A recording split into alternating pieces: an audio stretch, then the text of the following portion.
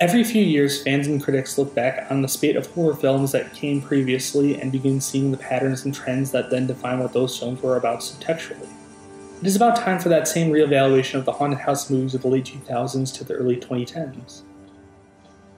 First, we must back up and understand a simple truth about horror movies. The monster, or entity, in nearly every horror movie is a reflection of societal fears or concerns of the time. Dawn of the Dead, thoughtless consumerism. The torture porn genre, a reflection of Bush-era enhanced interrogation tactics. 28 Days Later, bioterrorism. In nearly every slasher movie during the 80s, reactionary rhetoric to the sexual revolution of the 70s. And now the recent onslaught of haunted house movies can be seen as a reflection of America's fears during the housing crisis. The haunted house genre has had a significant resurgence in the past decade or so. Some of these films have been quite good, while others were immediately forgotten after leaving theaters. While these films were dominating the horror genre, another horror was dominating real life. Once the financial crisis hit, it would seem that audiences would find scary movies to be the least frightening thing in their lives.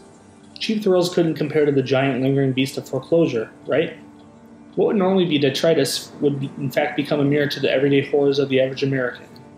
The film to kick off this trend would arguably be Paranormal Activity, a found footage film about a couple, Katie and Mika, who move into their new home. Shortly thereafter, the couple set up a camera in their bedroom to capture the strange occurrences they have been experiencing.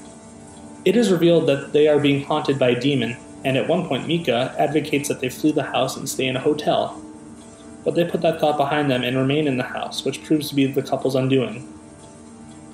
Filmed in 2006 and initially screened in 2007, Paranormal Activity acts almost as a canary in a coal mine for the way many families would be driven from their homes only a year later.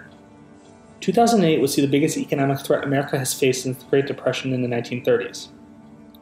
Part of the financial crisis would stem from a housing bubble, which begins when the value for property reaches increasingly high levels due to massive gains in demand, with a lack of supply to back up that demand. Eventually, the demand for property begins to stagnate as the supply of property increases and the prices begin to crater. This can oftentimes lead to homeowners left with mortgages that outweigh what their home is now worth. They cannot make the payments, they default, the bank then takes the house, and the family now has to vacate their home. Paranormal Activity has Katie and Mika stuck with a giant house and have an invisible albatross around their necks that keeps them from leaving entirely with a clean break. In this case, it is the demonic entity causing the couple to stick around. But if the couple were in the real world, it would most likely be a threat of debt, contractual agreements, and foreclosure keeping them from just leaving in an entirely clean break. This is where the haunting movies following in Paranormal Activity steps begin to appear. The Haunting in Connecticut, The Conjuring, they all feature families who just bought a new house, they move in, and then shortly afterwards begin to notice things are not quite right.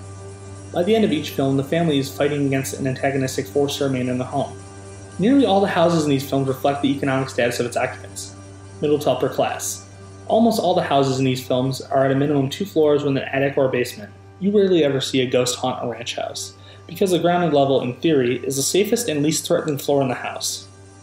These haunted properties not only reflect economic status, but also reflect a sense of time. Very rarely are these houses in a modernist style. They're often a colonial, Greek revival, or Victorian style due to the impression of an extensive and long-standing history these styles convey. The economic status of these families is why they decide to buy these houses in the first place. They want to live out the American middle-class dream. A nice big house where they can raise their several children. But in these movies, like in real life, the American dream is untenable and oftentimes ends up causing nothing but strife, grief, and arguments about what lies ahead in the future. But in these movies, like in real life, the American dream is untenable and often ends up causing nothing but strife, grief, and arguments about what lies ahead in the future.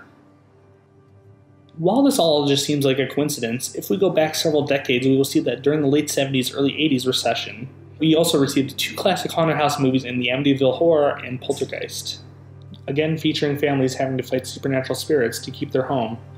Interestingly enough, we would receive remakes of both films. The Amityville Horror starring Ryan Reynolds in 2005, and Poltergeist with Sam Rockwell in 2015. The original films serve as warning signs of their era's recession, while their remakes function as bookends to our Great Recession. These films became a trend because of what is scarier to audiences at that time than seeing a family trying to fight an invisible, uncaring force that cannot be bargained with, cannot be reasoned with, and cares about nothing more than ridding these people from their home.